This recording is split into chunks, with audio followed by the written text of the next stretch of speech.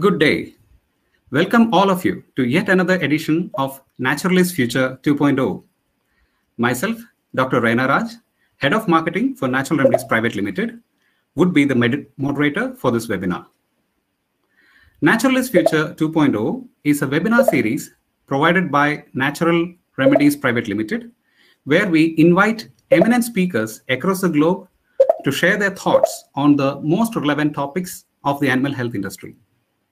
In the month of May, we had Mr. Vijay Sardana, who had given us immense insights into the unprecedented fluctuations in the prices of raw materials used in poultry feeds. We have with us today Mr. Peter Chrystal. Mr. Peter Chrystal is a very renowned, globally renowned poultry nutritionist and breeder expert, hailing from New Zealand, but has his experience in other parts of the globe like South Africa, Australia, etc. He has almost 40 years of experience in both broilers and broiler breeders, including Cobb, Ross, Hubbard, and Peterson breeds. Also experienced in commercial layer, pig, and turkey nutrition as well. A little bit of a snapshot on his background. He is a PhD in poultry nutrition from University of Sydney. Also, he has done his diploma and his Bachelor of Science in Animal Science. Currently, he is working as a nutritionist for Bayada Poultry, which is Australia's largest poultry producer. And he has also been associated previously at Tegel Foods in New Zealand, Bromley Park Hatcheries in New Zealand, and Newtech in South Africa. Many of you might have seen our recent book, which we had sent to many of you, titled Broiler Nutrition Masterclass. Peter Chrystal is a co-author along with Rick Lean of that book, which is published in 2020. Peter Chrystal has co-authored more than 25 publications in the area of animal nutrition and animal feed science and technology. He has also presented more than 14 papers at a range of international conferences. Welcome to you, sir. Thank you very much for that very kind introduction. I hope everybody can hear me, so I'm going to move straight into sharing the screen. Sir, just a minute, sir. I would introduce some of the ground rules also, then I will hand it over to you, sir. Absolutely. Yes, sir. Before that, we will just give you a brief of what Natural Remedies is, and many of you would have already known about us. At Natural Remedies, our legacy of being pioneers in herbal animal healthcare products was further emboldened by our chairman, Mr. R.K. Agarwal, and his son, our MD and CEO, Mr. Anurag Agarwal. Under the eminent leadership of our commercial director, Mr. K. Narendra Reddy, we have become India's #1 herbal animal healthcare company. Our portfolio includes specialty products for all farm animal species, which have been used in more than 30 countries worldwide. We are proud of our best-in-class natural solutions backed with deeper level science developed at our world-class research and development center. At Natural Remedies, we are guided by our vision. We harness nature and apply science for health and happiness. Our stringent quality control process is guided by 4 cardinal principles: genuinity, safety, efficacy, and consistency. We are very proud to say that we are a local organization based in India, which has become a global brand now. Some ground rules for this webinar. In order to make this webinar interactive, there are options for chat, questions, and polls in your screen. In different occasions, there will be some poll questions to get the general understanding of the audience and to take our discussion forward. So please expect some poll questions in between. You are requested to actively participate in the poll question in order to make it very interactive session. If you're using a laptop or a desktop, you can see the chat, questions, and poll options on the right side of your screen. And if you're using a mobile phone, you can see these options if you scroll down. While asking a question, please use the questions option at any time during the webinar, and we would be happy to answer all of your questions during this webinar or through your email at a later time. Today, Mr. Peter Chrystal would be enlightening us about managing the modern broiler breeder, challenges and opportunities. Over to you, sir, now. Thank you very much for the introduction and excellent ground rules over there. So just watch out for those polls. I'm going to go straight into sharing the screen and get on with it, if that's okay with everyone. Sure.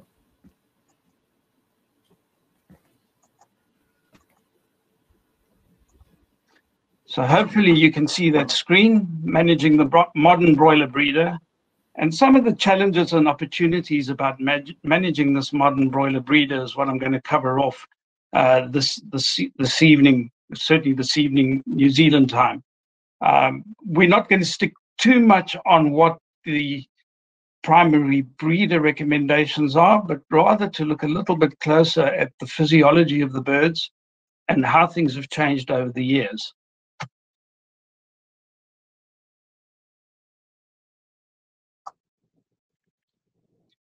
So modern broilers grow about 5 times faster and on 40% less feed than they did about 60 years ago.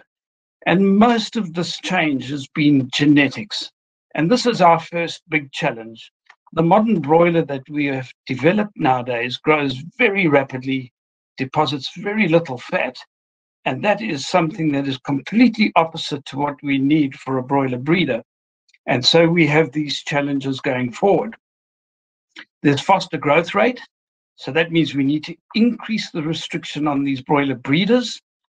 More muscle tissue, they're a lot leaner than they used to be, so there's a lot less body fat. And it's a little bit like an athlete. Some of these athletes, particularly the women that are very, very lean, they don't even cycle apparently. And part of that is because they just don't have enough body fat. And according to Professor Zeitel from Alberta University, he says that we've probably reached in some breeds a tipping point already regarding carcass fat levels. And for that reason, the general rate of improvement will probably slow down as we go forward. As you can see over here from Von Emmers's work in 2015, you can actually see how the abdominal fat has declined over time. And we're sitting at very low levels as a percentage of body weight. And this creates a certain set of problems, particularly coming up into peak production. Nevertheless, we are still ahead of where we used to be, let's say 25, 30 years ago. And you can see here, if you look at the Venkov 430, it's right up there with some of the best breeds in the world in terms of total number of eggs per hen housed, and the total number of chicks per hen housed is looking pretty respectable. So there's still some advantages as these birds are genetically being selected to produce more eggs. The battle is lost or won during rearing. Now, I'm not going to focus on rearing. The brief I had was to look at birds from about 16, 18 weeks of age, from about that point in time all the way through production. But I'm going to touch on rearing because I think it's extremely important. There's 2 areas that we need to be wary of in terms of the growth curve during rearing. The first critical stage is this one at 9 weeks, and that's particularly important for skeletal development. Then the second section for the breeder growth curve would be post-light up. And what you've got to try and do is ensure that the fat pad is present in females as much as possible.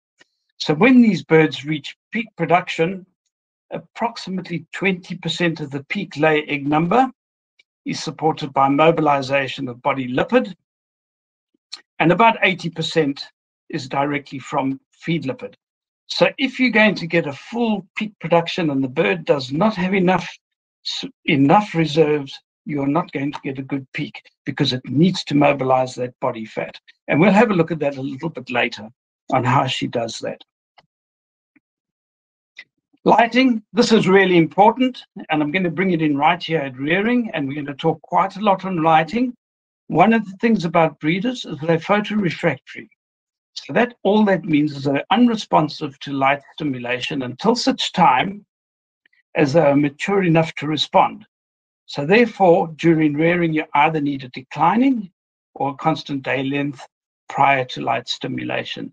And this presents a few challenges, particularly if you have open-sided rearing houses in the northern or the southern hemisphere. And from what I understand, in India, most of these houses are open-sided, particularly in the production phase. Lighting. If you have a look at the hours of light, and we have a look at this from this being the Ross, the blue bars being the Ross birds, and you can see with the Ross birds, you're getting this dramatic drop down early on, and with the cob bird being the red one, a little bit slower. And in this particular case, the cob bird is actually rearing on a slightly higher weight plane, and that's very similar to your Ven Cob 430. And then you can see the light intensity. Light intensity starts off particularly high early on, around about the 80 lux mark, and you can see it drops right down pretty quickly to very low levels. Now, this could be an issue when you're starting to talk open-sided sheds. The important thing too is when you rear these birds, you want the score 2. You want the score 2 where there's a little bit of body fat in there, not over fat, not too thin, and of course you're aiming for the best possible uniformity you can get. That's all I'm going to say about rearing at this particular stage, and we're going to get into more along the lines of what happens to these birds as they grow. So this is a relative fat pad.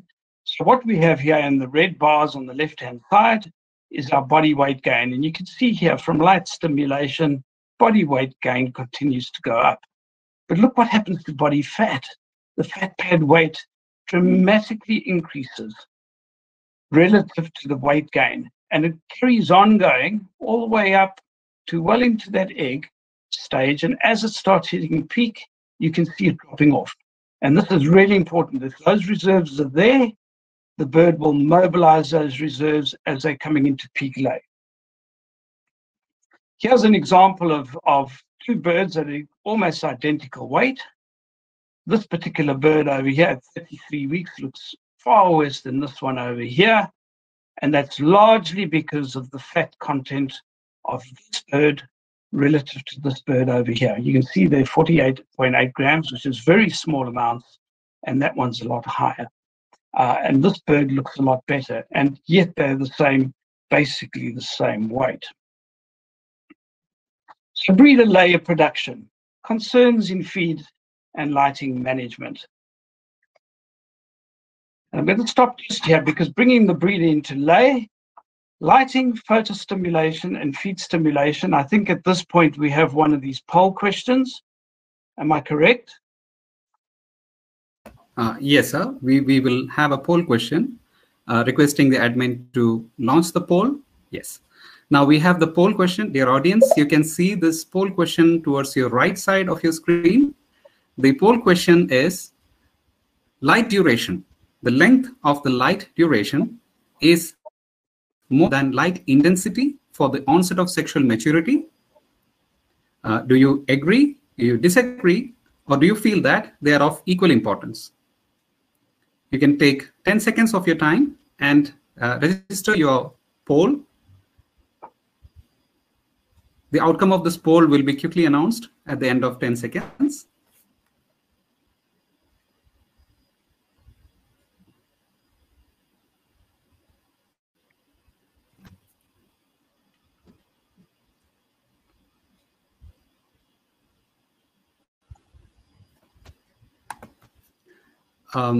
Sir, we have got the initial response. As of now, 62% of the people believe that they are of equal importance. 36% of the people believe that light duration is more important, and 8% believe that the intensity is of a more importance. So that's the cue for you, sir.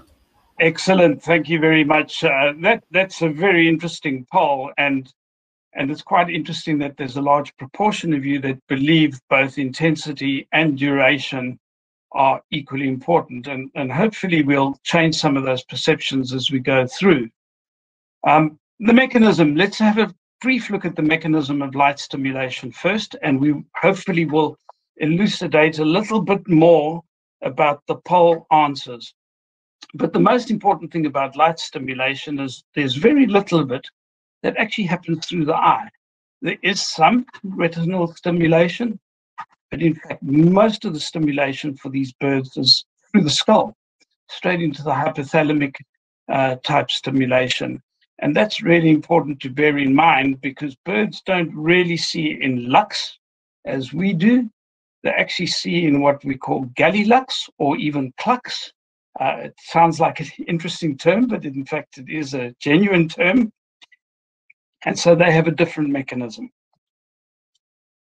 So what happens is that the hypothalamus is the one that gets stimulated. You're getting some luteinizing hormone, releasing hormone that happens to work on the anterior pituitary gland. Luteinizing hormone goes on, and then you get these developments of these ovaries and these follicles as they grow in terms of their hierarchy.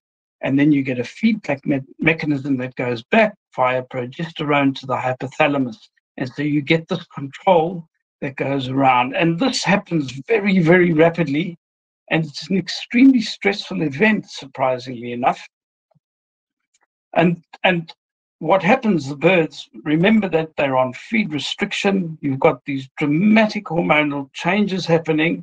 We'll also show you some of the gut growth changes and the ovary changes and what happens with these birds. But from light stimulation through to peak production, you can consider boosting things like alpha tocopherol. So these are vitamins that have strong antioxidant properties, maybe even things like vitamin C certainly have a role to play. Phytogenic compounds or herbal extracts that have strong antioxidant properties. And I'm sure that these herbal remedies, you guys know a lot more about them than I do. But they have some advantages in terms of their natural antibacterial effectiveness, and that improves gut health. They also stimulate or regulate feed intake. So these birds that are going through this dramatic change, it helps tremendously in that regard. They have very strong antioxidant properties, and they may even promote follicular development. Other natural antioxidants, such as carotenoids, can also play a very important role. So it's at this time, as you're coming up to peak production and beyond, that you might want to look at adding something in for these animals as they're coming into peak lay. So let's have a look at managing ovarian function. And I'm going to go straight over to the next poll question, and then we'll only have another set of poll questions towards the end. So if I can hand that back to you, Dr. Raj, Yes. and we can do the next poll. Yes, thank you so much, sir. Now we have the next poll question. This poll you can see on the right side of your screen. The question is, termed follicular hierarchy, what are the ideal number of larger follicles greater than 1 centimeter diameter in an egg-producing broiler breeder hen? It's a bit of a technical question, and our well-informed technical audience can give this answer. You can answer either 5, 10, or 15, or as many as possible. I'll repeat the question. Termed follicular hierarchy, what are the ideal number of large follicles greater than 1 centimeter diameter in an egg-producing broiler breeder hen? You can take 10 seconds of your time.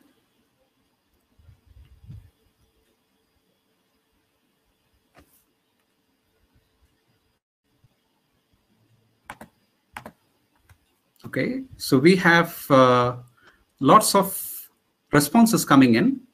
As of now, how it looks like is 54% of the people believe that it is five follicles, 25% of the people believe it is 10, and 18% of the people believe it's as many as possible. And we have got a small response for 15. Over to you, sir. Excellent. Thank you very much. Again, this is an interesting poll. And the 54% of you that selected 5, you folk are correct.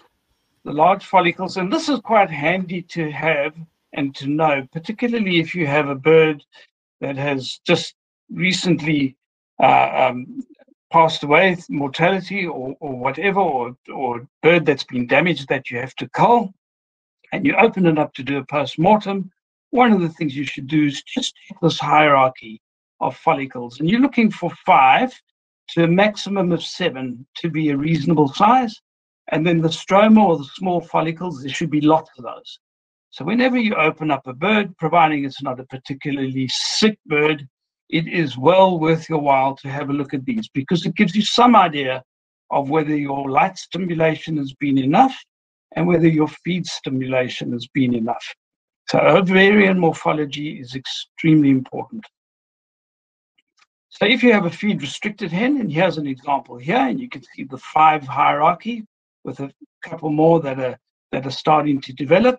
And if you look at a full-fed hen, so if you've thrown too much feed at the hen, you're going to see a whole lot more of these, and that causes all sorts of other issues, such as oviduct damage, but it also can give you double yolk eggs and all sorts of issues with full-fed hens. And of course, we don't do that.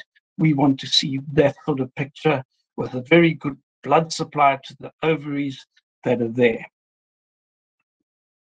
So breeder layer production, it's a critical balance then between too many follicles and too few follicles. And we need to get that balance just right in these birds. If there are too many follicles, the symptoms are that you will get an excellent peak production, but you get very poor persistency. And generally the problem there is overfeeding at the onset of lay. And I've put in brackets here, reaching peak feed too soon. Now this is very much a cob and a VenCob type issue where they're starting to push minimum of 36 from 18 weeks through to that peak. And I think sometimes that can give you a problem. So you all need to manage your birds as they come in. In fact, some of our Cob 500 birds with a 28% increase have actually produced better than those that have been closer to a 38. Other causes, possible light stimulation issues, where there's been too much light for whatever reason, lights have been left on and haven't been switched off like they should have been.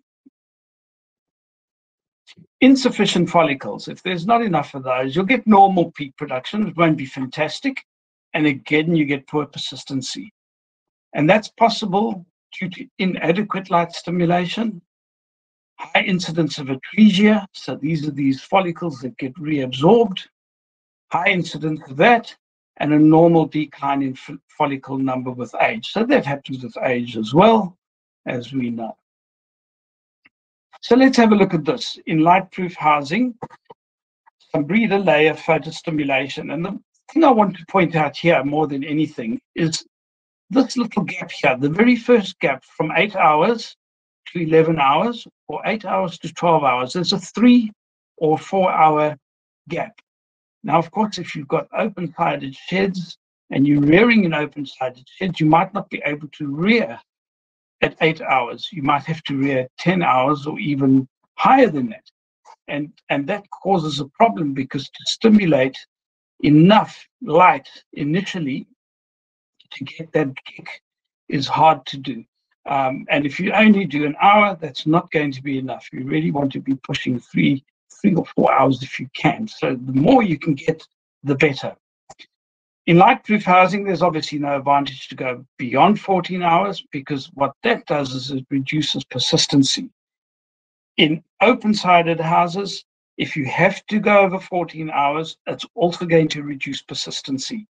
And that's because it advances this adult photorefractoriness, where these birds land up getting non-responsive because of this long period of day length.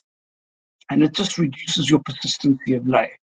Less than 13 hours of day length will increase floor eggs, and males reared correctly do not require light increases ahead of females. And as long as the light is at about 7 lux, so 5 lux is probably about reading a newspaper, but as long as it's above 7 lux, increasing intensity actually has very little effect. So light intensity has far less effect than the hours of light that you give these birds. And you only need 30 to 60 lux to encourage the use of nest boxes. And I'll show you some information on that now, that inside an open-sided shed where the sun isn't directly coming in, you're probably around about a 500 lux mark, but it makes very little difference between that and low light intensity. So even when it's a gloomy day like we have today in New Zealand, there's more than enough light for these birds to have sufficient stimulation. And I know even within Broiler, they do increase intensity and believe it works for them, but there's very little data to support that. So light intensity here is from 1 lux. 1 lux is clearly a problem, but at 500 lux, the only difference you have over here is your days to first egg. There's about 5 days extra. So if you go really, really bright, 5 days. But if you look at this difference here between 5 and 50 lux, they're non-significant differences between the two, and it's less than 2 days. So light intensity within that range is not dramatically huge. And here's an example of a lay, the hen day production graph. And the one you can see that's really poor here and poor persistency is at very low levels of 1 lux. So even at 5 lux, there was no statistically significant difference between the two. So you don't need a great deal of light, and adding extra light, as you can see, makes very little difference in terms of intensity. I'm not going to spend time on this because this comes straight out of the VenCarb manual, so you'll be able to pick it up there, but it just shows you that depending on when the time of year is in the Northern Hemisphere, you have to light up, or maturity arrives at different weeks. And I'll show you that in a slide or two that comes straight out of the manual as well. Here's an example here, the season of effect for the onset of peak production. Now, it's different in the Southern Hemisphere where I am, but if you're going from February to July in the Northern Hemisphere on an increasing day length and you're rearing on that, and then laying during the decreasing day length, you get this retardation in the onset of sexual maturity. And that can't be avoided. This is just part and parcel of rearing these birds and then transferring them into open-sided sheds. And you can certainly see if you can get it the other way around, in other words, rear during the decreasing day length and then get them into lay and increasing, clearly you get a better production. And that's obviously just going with the normal cycles of the season. And this just shows you a different one, the age at 5% hen day and at 80% hen day production. And again, you can see that you've got this aging weeks, and it's roughly a week's difference between the two. And that's just purely seasonal. The other thing about photostimulation, if you photostimulate early or late, you have an effect on egg size. So in terms of those graphs that you've just seen, the later stimulated birds will tend to have a bigger egg than early stimulated birds. So moving from light-proof to open-sided houses shouldn't cause problems if birds are not moved before 19 to 20 weeks. If they moved on earlier and the day length is greater than 10 hours, some birds will not respond. So if you're trying to move them at 16 weeks or 17 weeks of age, and the day length is already greater than 10 hours, you will get a lot of birds in that flock that just will not respond. Sexual maturity will be delayed, and you'll have uneven flocks. If there's no alternative, then rear birds on a 10-hour constant day length. This is just to show you some of the changes that happen. So this is body weight relative to breast weight, and you can see that's almost identical as they're coming into sexual maturation. So no surprises there. But have a look at the oviduct weight. Watch what happens with the oviduct relative to the body weight. So there's a body weight graph in the red bars, and you can see what happens with oviduct weight. Rapid growth. It goes from around about 10 grams all the way up to 60 grams almost. So you've got this 5-fold increase in the weight of the oviduct. You also have something very similar in terms of ovary weight. And you can see there's this huge from 23 to 24. It's almost 4 times the weight increase relative to growth rate. So all the bird's energy is going into producing ovary and to produce this weight of ovary so they can begin to lay eggs. The problem is, let's move a little bit into practical feeding of the breeders. And one of the things about practical feeding, and over here you won't see it very clearly, but this is Indian corn or maize, and you can actually see it's a little bit lower than all the others. The only thing I wanted to point out here is this variability. You see over here in Indonesia, huge variability. So you have a challenge when you feed these birds. You're feeding them X grams, but remember there's variability. And if you're underfeeding energy, you've got to try and prevent this negative energy balance. But if you have a negative energy balance, birds will lose weight, then production, and then fertility. Too much energy, on the other hand, you either get overweight birds, and it can cause oviduct problems, and it will impact on fertility. This is just the relative energy demand, and you can see how it changes as the birds age. So maintenance goes up as the bird grows, and in fact, in this period, it actually drops because it's partitioning all of that energy towards the oviduct and the ovary growth. And then you can see over here, as egg comes in, you can see that drop over there as a proportion. So these are just proportional graphs, and then you can see growth runs like that as well. I'm going through this fairly quickly, but it's just to give you a flavor of how this all works. What is more important? Are we talking are we talking energy? Are we talking protein has been more important? And actually, if you have a look at it, if you get the energy wrong, 10 grams of extra feed has the potential to give the bird almost double the amount of growth. And that's because it only needs a very small amount of kilocalories for growth. And the problem with this variability is that energy is extremely variable in feed. For protein, it's far lower. For protein, enough lysine for 25 grams of growth when maintenance requires 165. And part of that is because the egg requires a lot more protein than it requires energy to actually produce. So you get the energy wrong, goes into the body. If protein you get wrong, most of it either gets excreted or it can go to develop breast, providing the energy is there to do it. So this is a very careful balancing act, and there's no hard and fast rules, but it's very difficult to get it right. So we have a question here. Can we take one more poll? Yes. Dear audience, we have another poll question here. The question is, breeder hens in lay cannot be fed a breeder layer diet that is substantially different to the primary breeder recommendations.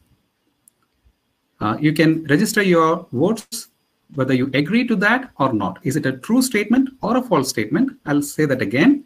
Breeder hens in lay cannot be fed a breeder layer diet that is substantially different to the primary breeder recommendations. Do you think it is true or false? You can take 10 seconds and then we'll quickly move on with the rest, the last part of the presentation.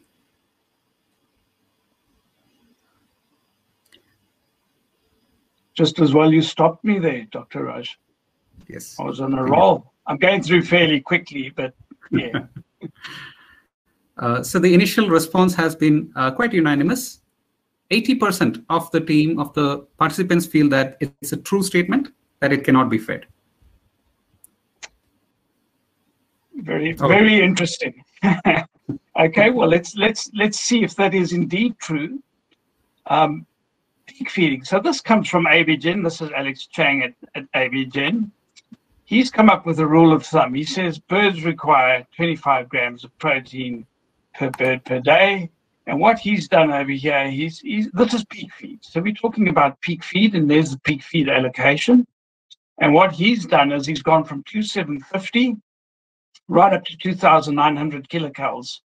I'm not sure if I think in India people work on kilocalories and not megajoules.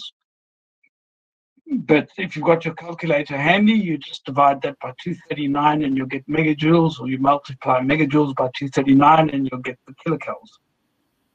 But you can actually see there's a range here from 14.8% protein to 15.6%. And you can just see there's a slight difference in how much feed you allocate per bird per day.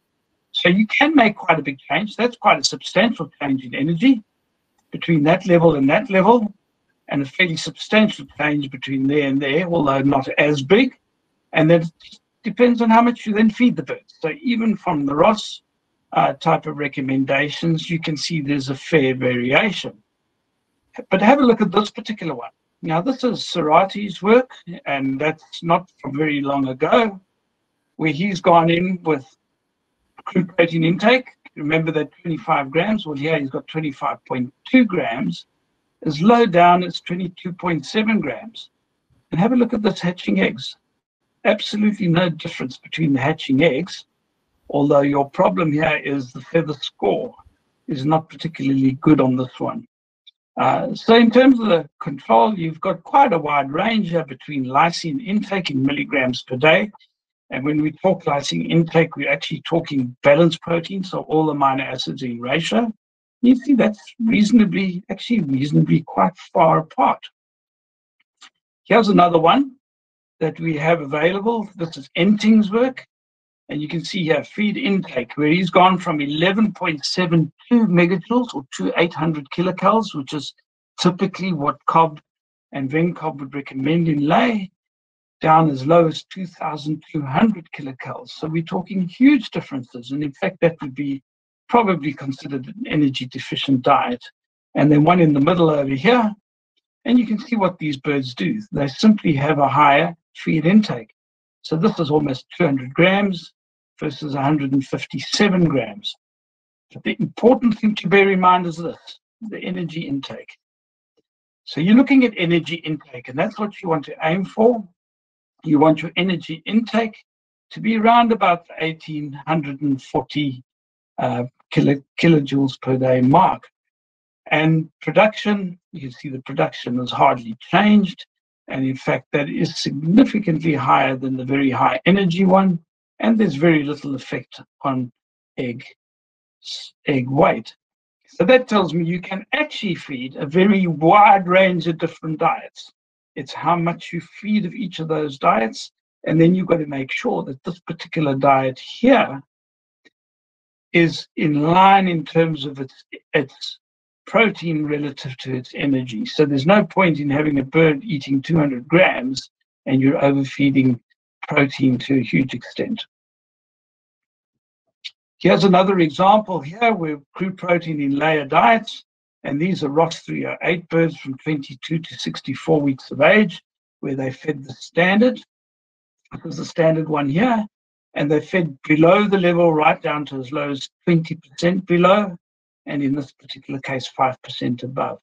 And you can actually see that total eggs, very little difference. So providing you feed these birds on the required growth curve and the diet is matched in terms of its protein to energy ratios, you're going to find that you can go quite low and you'll still be absolutely fine.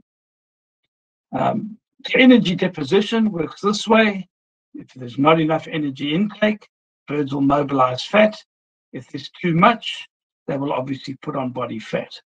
Egg deposition has a sweet spot, somewhere around there. And in fact, we've got one drawn in. The line that's drawn in will tell you that's about the best part of egg deposition. And it's where birds really are not having to put on too much in terms of body fat, but they're maintaining almost a flat level of body fat. In fact, a slight increase. Let's have a look at protein deposition. If they just have lots of protein intake, birds will put on a lot of breast meat. Egg deposition again goes up, and then egg deposition begins to drop off. So again, there's a sweet spot. There's a sweet spot somewhere around there. However, fertility is another one to watch. So if you go too far with protein intake, you get this drop off in fertility very rapidly as the bird puts on breast meat. So the trick is to find, again, the sweet spot, which is why you have to be so careful about watching the condition of the birds and growing them on the correct kind of profile. So practical feeding of breeders, they actually can perform over a very wide range of feed specification.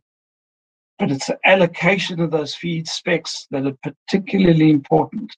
And providing the feed allowance and body weight is correct, the feed specification is only about 20% of the effect, and feed allocation, according to Dr. Steve Leeson, is about 80% of the effect. So it's how much you feed of a particular feed that has a much bigger impact than sticking to the primary breeder's actual feed specification.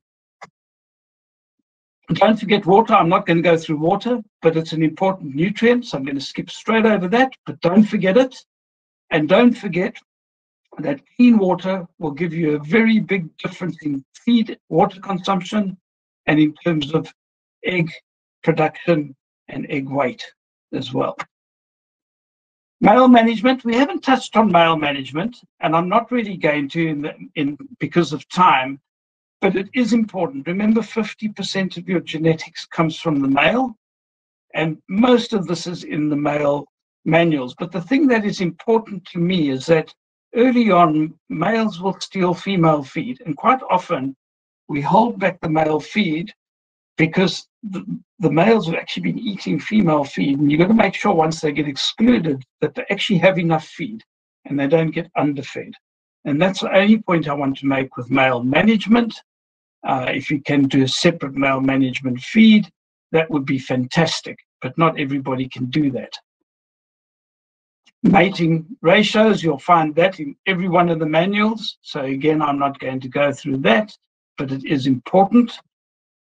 And basically that's it from my side. So I know I've gone through it pretty quickly, but done it in just over those 30 minutes. A lot of information there.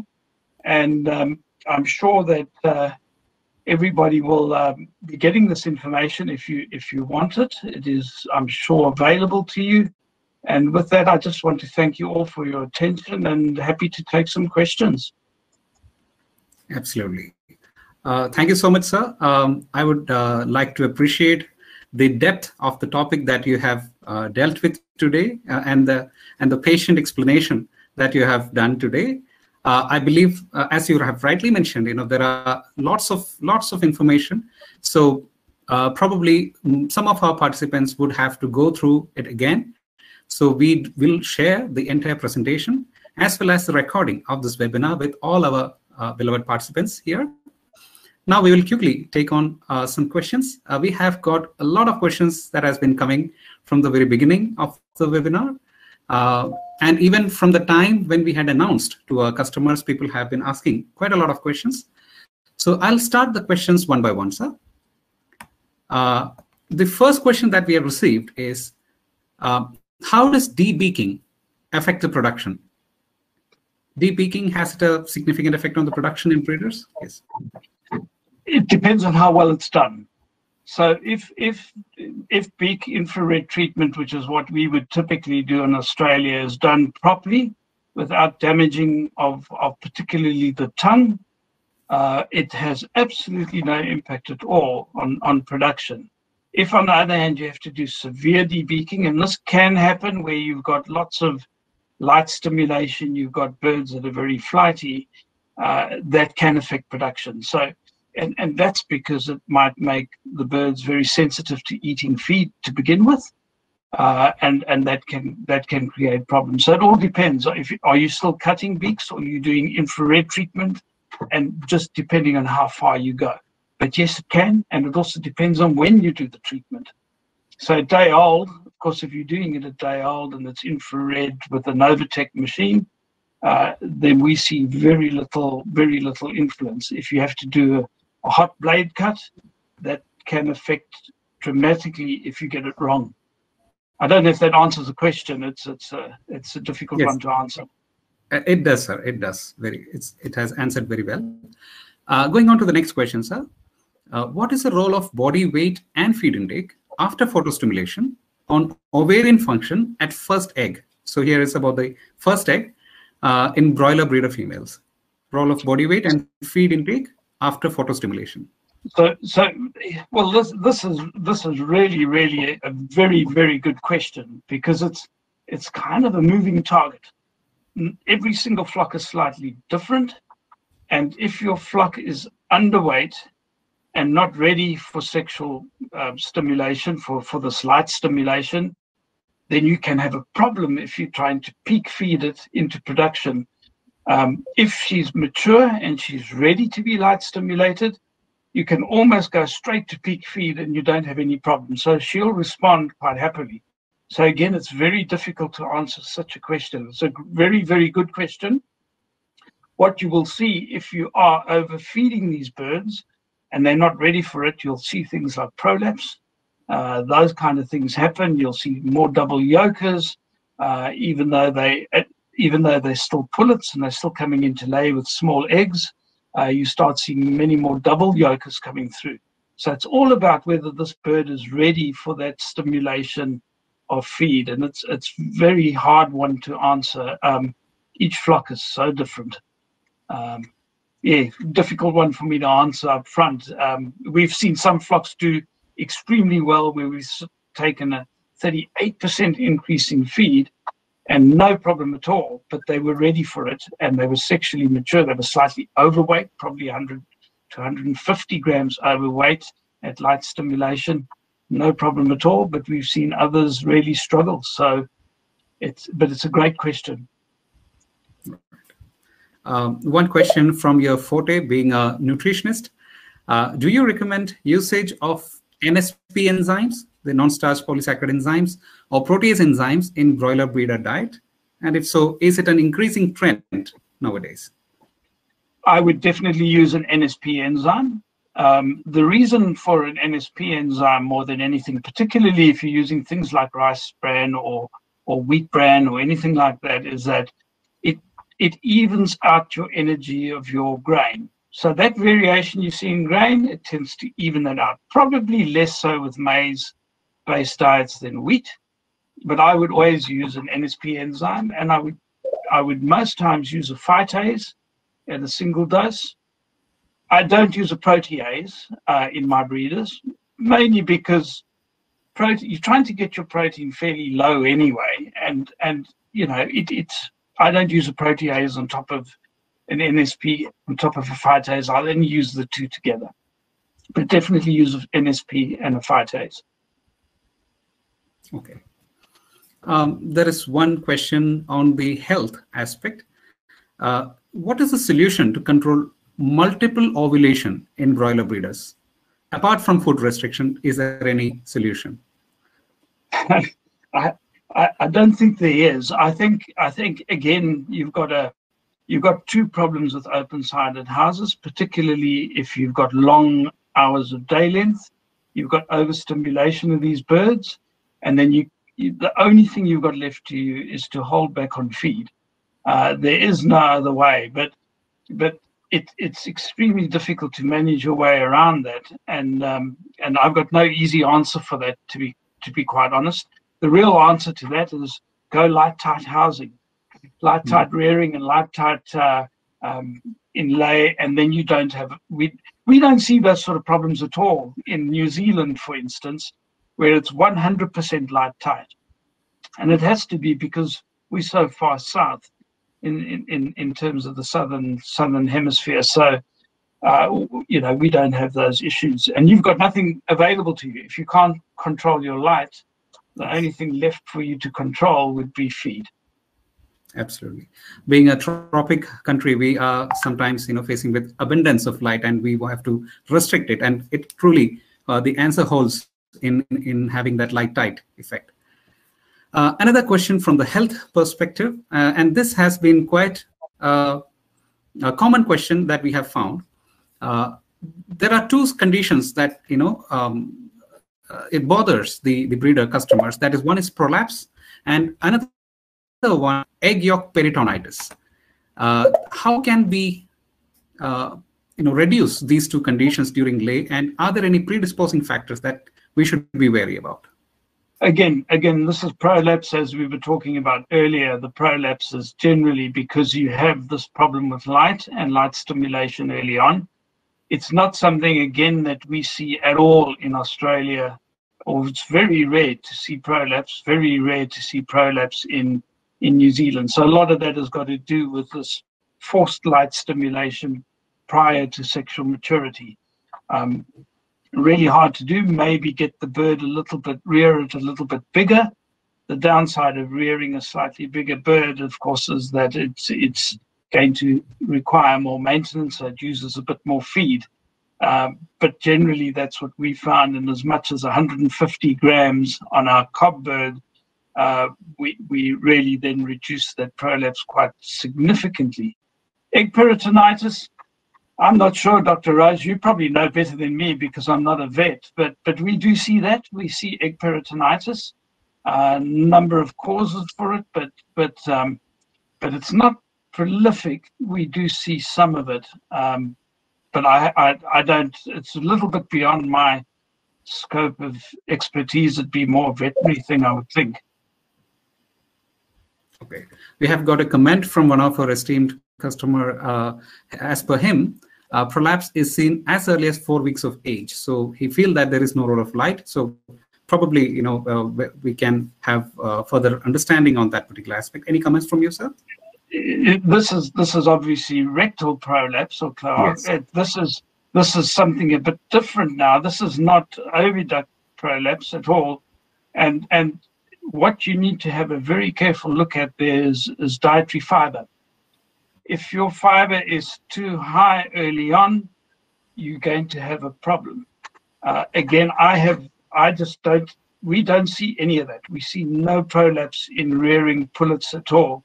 Make sure your fiber is no more than about 2.5 to 3% maximum crude fiber, and you should see no issues with it, particularly in that first 5 weeks or so when you're feeding starter diets. 2.5% fibers maximum. They'll eat some of your litter anyway if they want some fiber, but most times it's because fiber is too high. Right. Another question on the nutrition point of view. We have discussed about the ideal weight, you know, how the uniformity of the flocks has to be. But what about the low body weight birds? I mean, how we should manage them to increase their weight and become a good layer?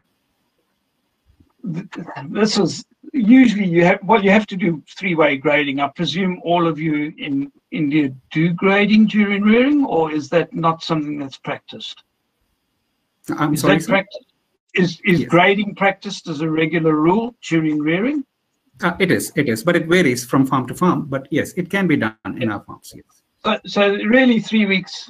I've made some notes here, in fact, on that, because your first grading should happen in the 4th week, and what you just do is you want to put the birds that are 50 grams or more below in the light group, and feed them extra and try and bring them slowly back to the line. It's the heavier birds that are often more difficult. But if you do proper 3-way grading and you do a second grading at 9 weeks, you should be able to bring those small birds up in line. Some birds just never get there, absolutely, but it's all in the rearing, it's all in the grading. That 4-week grading and the 9-week grading will really make a difference to the way those birds are reared. Yeah. Okay. There is one question, and it's an interesting one. We get quite such kind of questions. How much should be the maximum body weight that we can permit above the standard in laying birds, which doesn't affect the production? How much it can go? Is there any upper cap? Oh, there's some work that's just come out recently that I was reading, interestingly, today, 2021. This is actually, Rick sent this to me, where they actually grew birds on a higher growth curve, and it would be about 200 grams above, and there's no difference at all in egg production. So it looks as if you can do it. I don't know how far you can go, because I've just not played around with that sort of level.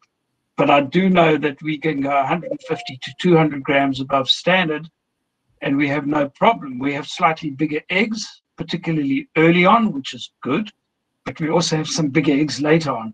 So the bigger birds can be a bit of a problem in egg size, but having them a bit heavier, we have seen no issue, but I don't know how far you can go. I understood, sir. So there is one question, again, on the health aspect. This has been asked by one of our well-known consultant from the North India. In breeders at the onset of lay, we are observing a lot of calcium tetany cases. Have you seen this in your experience, and any specific reason that this is happening? Usually what happens, I have seen calcium tetany before. Again, not something we see often. Now, I don't believe in feeding a pre-lay diet at all. And there are a lot of people, and I see the primary breeders still have pre-lay diets. Or people go onto a lay diet weeks before these birds are due to lay their first egg. And that creates its own set. So a bird can probably store enough calcium in the medullary bone for about an egg shell, one egg shell, maybe a little bit more than that. So if you start feeding high levels of calcium, even 1.5% in a typical pre-lay is far too much. I'd stay just on a straight developer that has no extra calcium in it, keep that calcium low, and when you expect to see birds going into lay, that's when you go onto a lay ration, and it's very unlikely you'll see calcium tetany if you do that. No more than a week before you expect your first egg should they be on a layer diet. And prior to that, if they can stay on a grower all the way through, all the better. If you want to put them onto a developer, the only difference in the developer is maybe give it a bit more energy so they can put on fat, but keep your calcium low and you won't see any tetany. It's not something we see at all. I don't know if that answers the question. Yes, it does. It does. Another question on the health aspect. So we have got a lot of health questions. How we can reduce leg weakness and cage layer fatigue in broiler breeder females? Can we really limit the total lighting duration to 14 hours a day in open-sided sheds? Probably as a remedy for this one.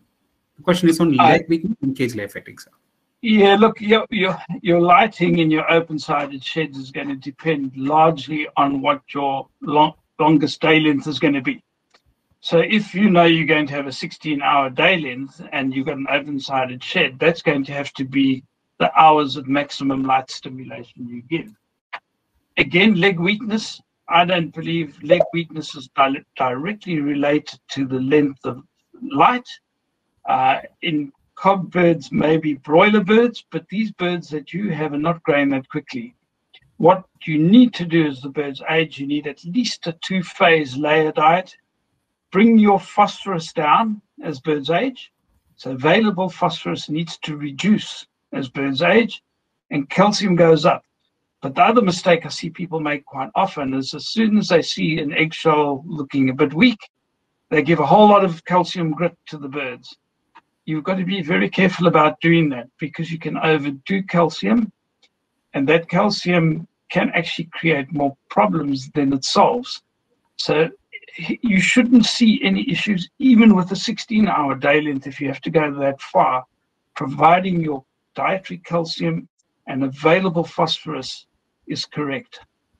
I don't know, again, if that answers the question, but we typically would be going at about 3.8, 3.9 calcium percent, up to finishing at about 4.3, 4.4, and you'd be bringing your available phos from about 0.45 down to as low as 0.35 at the tail end, and you won't have any issues with leg weaknesses from a calcium phosphorus point of view. Right, sir. There is one more question on the health aspect. This is a common issue in India. There is a lot of incidences of mycoplasma infection, the chronic respiratory syndrome of the disease. Is there any particular proper medication like a salt or a chemical that can be used in breeder to control this one? No, only the macrolides. The tylosin is the only thing that I can think of that we used to use to control Mycoplasma synovia and Gallisepticum. So I see it says, what is the proper salt? Yes. No, I just the macrolide drugs at low levels in feed will keep it at bay. Again, this is outside my area of expertise, Dr. Roju. you could probably answer better than I can on that. But yeah, that's what we would do. Unfortunately, there's big resistance to using these things in Australia. So particularly the macrolides are the ones that they really don't like us using. So we will use plant compounds. And again, you guys will know much more about the phytogenic compounds than I would. They're not a cure-all, but if you put them in there, they will certainly help the bird immune system to actually fight off some of these diseases. But I've got nothing other than really than the Tyler from my point of view. Sure, sir. So we'll get on to some more nutrition-related questions. We have got some. One of our well-known consultant is asking, is there any, if you can share some light on the usage of potassium carbonate in the breeder layer diet? Potassium carbonate is a very interesting one, because we used to get some sudden death syndrome at one stage that was linked to probably lack of potassium. And we've tended to use potassium carbonate on and off. I think in a hot, humid climate, you need to make sure there is enough potassium there, particularly if you're using very low levels of soya that are naturally high in potassium. So I typically would say 0.6 to 0.8% potassium, and at least then you'll get over any of those sort of issues. No harm in doing it. It might cost a little bit, but in hot climates, wherever I've worked, I've kept some potassium carbonate or minimum potassium in my diets and allowed potassium carbonate to come in when required. So I would leave it in there. There is one interesting question that we hear all the time about the feeding time. Is there any particular time of the day, to feed the broiler breed of birds, the female birds? Ideally, if you could, you would give them 2 feeds a day, one early in the morning and then one with high calcium later on in the afternoon.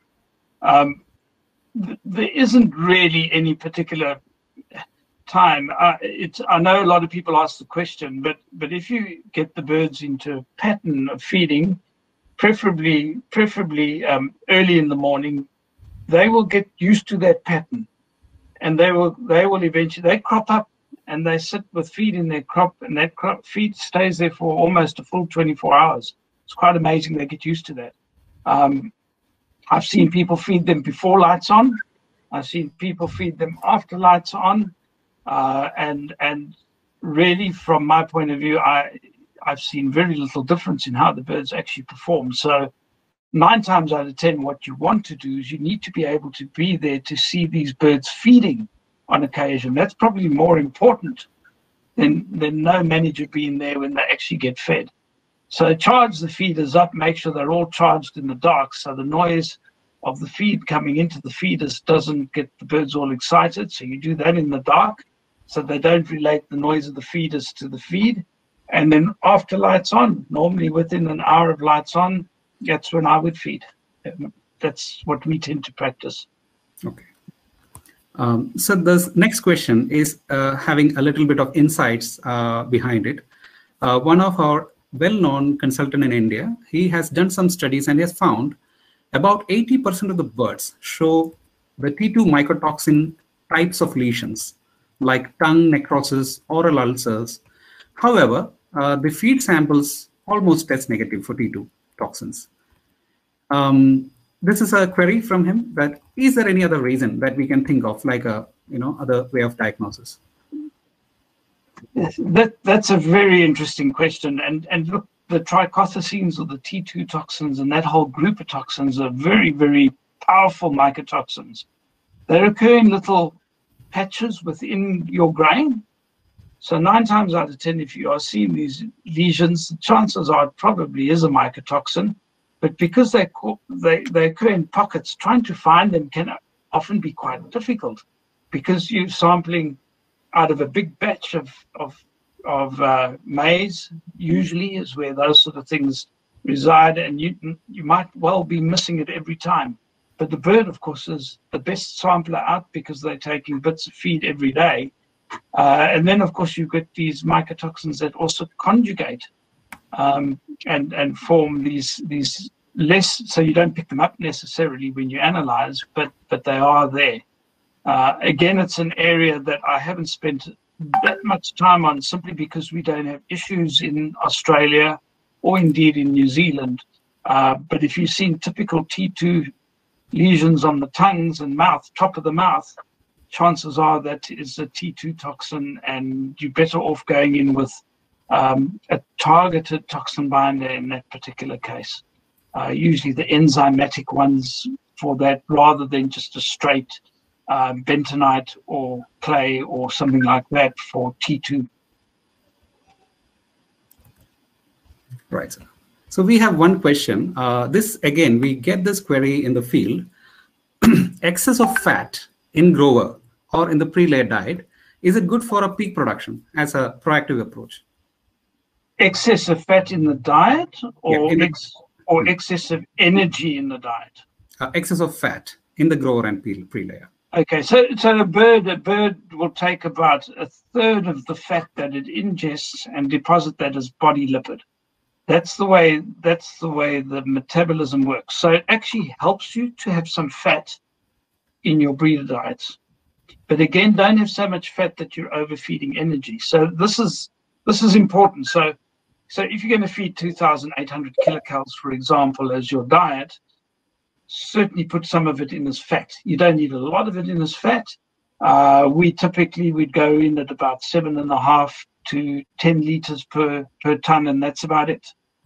So about 1% added fat. I don't think you need to go any more than that at all. Okay, sir. So we have just two more questions, both of them related to nutrition. And after that, we'll wind up. We have still many more questions pouring in, but considering the time, we will just send them by email. Send them by email, and I'll see what I can get around to answering. Absolutely, sir. So the one of the question is, for dietary electrolyte balance, is it better to use sodium formate rather than sodium bicarbonate? Definitely sodium bicarbonate is better. You need the bicarbonate ions. That's why we feed sodium bicarbonate. It's not so much to get the chloride down, but it's the bicarbonate we need. Sodium formate is a salt of an organic acid, a different issue completely, and it disassociates very quickly. So that's an easy one to answer. Sodium bicarbonate, definitely the way to go. A very clear answer. One last question, sir. We know that there are phase-wise feeds being given to the different stages of the breeders. Any particular delay in the feeding, from the transition from one phase to the other, will it affect the production selection? And how much we can tolerate? How much delay is it possible to be tolerated without affecting the production? Yeah, this is a question you get asked. I get asked all the time. And breeder birds don't like big change. So any big changes, they really don't like. And so what we've tended to do is we move from an early lay to a late lay. We don't tend to do a mid-lay diet. And I try and keep them very, very similar. The diets, what we tend to do with these diets is, it's the way I've always done it, I keep the energy identical. So I'm not changing energy. I'm keeping the amino acid profile identical, but I'm reducing crude protein in the second phase diet, changing the calcium, available phosphorus. So the diets need to fit very closely together. And if you can get that right, you get very little upset between transitions, because the birds don't really realize that you're moving from one diet to another. It's when you have big changes that you have a problem. And generally it's good practice, while you still have some of the old feed below, to bring in the new feed. And roughly over 10 days, if you can phase them over from about 10 days, doesn't need to go more than 10 days. 10 days is absolutely enough, because that's about the time it takes for that follicle to develop fully, and by then she's used to the phase over. Thank you so much, sir. We are right bang on time with this session. With that, we will close all the questions for the time being, sir. We have many, many more questions pouring in. And I would take the liberty with you, sir, if I can share these questions, additional questions with you through email. and we can give our audience the answers through email. No problem at all. I've enjoyed doing it, and one day I'll even be able to visit your country again. Absolutely, sir. And there has been multiple requests on sharing the presentation as well as the recording. It has been high density, I should use the word high density of information that you have shared today. It will remain as in the records of our technical fraternity in India, which they will use for further references at any point of time, and it will be, with readily, it will be readily available with them. So the recordings and the presentations will be shared with all of the attendees immediately after this webinar is over. Once again, sir, thank you so much for patiently listening to our questions.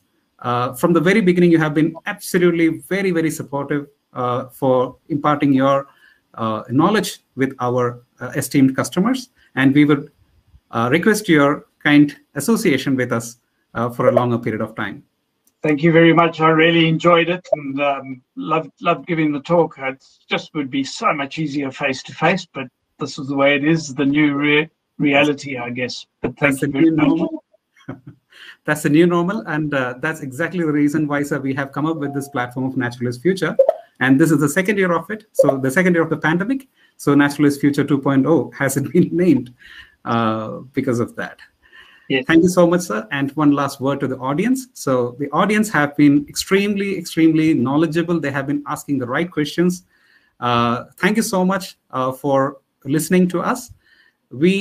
In this particular series of Naturalist Future 2.0, we will come again with you on another topic very shortly, and our communication will reach you very soon.